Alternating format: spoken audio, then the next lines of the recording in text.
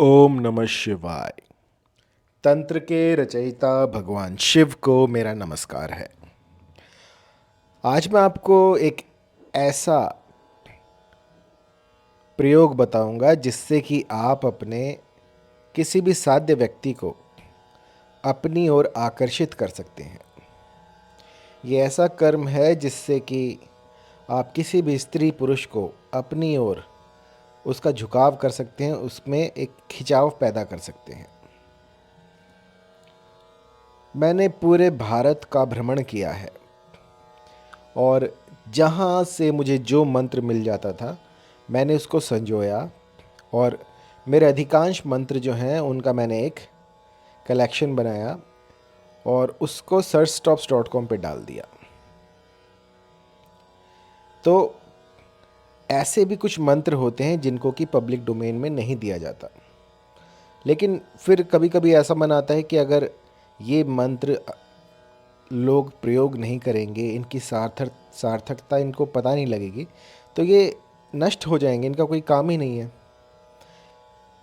जब तक ज्ञान को छुपाया जाएगा तब तक वो ज्ञान जो है वो नष्ट ही होता रहेगा। यदि आप किसी चीज़ को बढ़ावा देना चाहते हैं तो उसके बारे में लोगों को पता होना चाहिए। जब तक आप वहाँ पहुँच ही नहीं सकते तो वहाँ तक पहुँचने का फिर कोई मतलब ही नहीं है। तो इसी कारण से मैं कुछ ऐसे अपने गिने चुने मंत्र जो कि मैंने एक अलग संग्रह जिनका बनाया था वो मैं आज आपको बताऊंगा। तो ये कुछ ऐसी रसायन होंगी, कुछ ऐसे मंत्र होंगे, कुछ ऐसे उपाय होंगे जो कि पलक झपकते ही काम करते हैं। कुछ ऐसे शाबर मंत्र होंगे जो कि स्वयं सिद्ध हैं। एक बार बोल दीजिए और अपनी आंखों के सामने उसका चमत्कार देखिए। तो बात बहुत पुरानी है।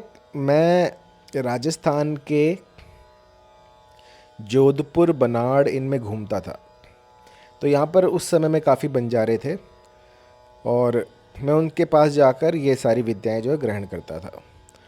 तो ऐसे ऐसे चमत्कार, ऐसी ऐसी चीज़ें मुझे देखने को मिली जो कि आपको किसी और प्रांत में नहीं मिलेंगी।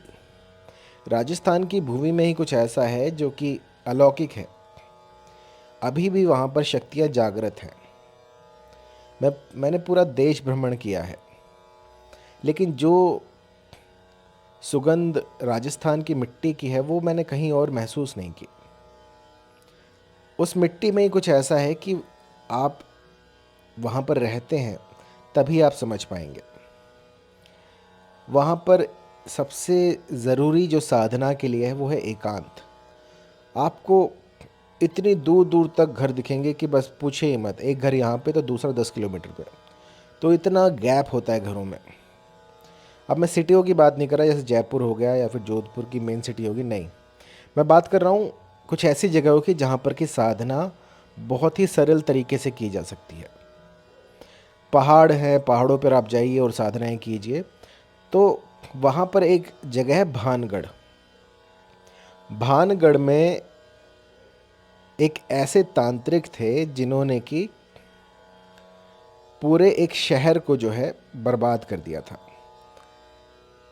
तो ऐसी विद्या सोचिए कैसे कैसे लोग उस समय पर रहे होंगे, किस तरह की विद्याएं होंगी, और वो सब लुप्त हो चुकी हैं। तो ऐसा ना हो इसलिए मैं आज आपको ये उपाय बता रहा हूँ।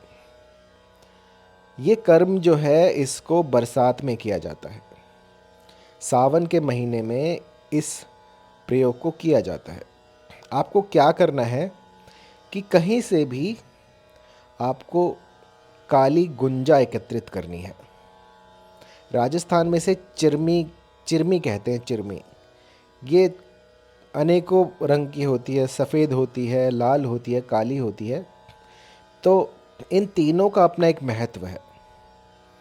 जो काली गुंजा होती है वो माँ काली का रूप होती है और जो लाल गुंजा होती है वो माँ भगवती का, माँ लक्ष्मी का रूप होती है, और जो सफ़ेद गुंजा होती है वो माँ सरस्वती का रूप होती है। तो पहले के ज़माने में लोग इससे सोना तोलते थे और सोना तोलने से पहले ये जो बीज हैं ये इतने महंगे आते थे कि सोना भी इनको ख़रीद नहीं पाता था। जैसे जैसे इनकी कल्टीवेशन हुई और ये बढ़ोतरी हुई इनमें, तो लोग इनका प्रयोग भूल गए। तो आज मैं आपको बताऊंगा काली गुंजा का एक ऐसा प्रयोग जिससे कि आप किसी को भी पलक झपकते ही वशीभूत कर सकते हैं। आपको करना क्या है, काली गुंजा जो है वो एकत्रित कर लीजिए और उसके बाद जब बारिश हो तो बारिश का पानी किसी एक लोटे में ले लें। उस लोटे में गुंजा के, काली गुंजा के 12 बीज आपको डाल देने हैं। एक दिन के लिए उन बीजों को वहीं पर रहने दें और उसके बाद आपको वो बीज वहाँ से निकाल कर लगा देने हैं। लगाने के बाद जो है आपको उस साध्य व्यक्ति का नाम लेना है और कहना है कि मुझे इस स्त्री से प्रेम हो गया है और ये मेरे वश में हो जाए, या फिर जो भी आप यहाँ पे अपना जो भी मनोरथ हो वो स्पष्ट कर सकते हैं कि इस स्त्री का या इस पुरुष का मुझसे प्रेम हो जाए, और एक एक बीज लगाते जाएं। ये 12 बीज आपको लगा देने हैं और देखें सबसे पहले कौन सा बीज जो है वो अंकुरित होता है। जैसे जैसे ये बेल बढ़ेगी वैसे वैसे आपके साथी के मन में चटपटी लगेगी और ऐसी चटपटी होगी कि वो सब कुछ भूलकर बस आप ही का हो जाएगा। इतना प्रभावी, इतना तीव्र असर करने वाला ये प्रयोग है जो कि आप देखते देखते हैरान हो जाएंगे। जैसे जैसे बेल बढ़ेगी वैसे वैसे सामने वाला आसक्त हो जाएगा, सामने वाला भूख प्यास भी भूल जाएगा, बस 24 घंटे आप ही की माला जपेगा।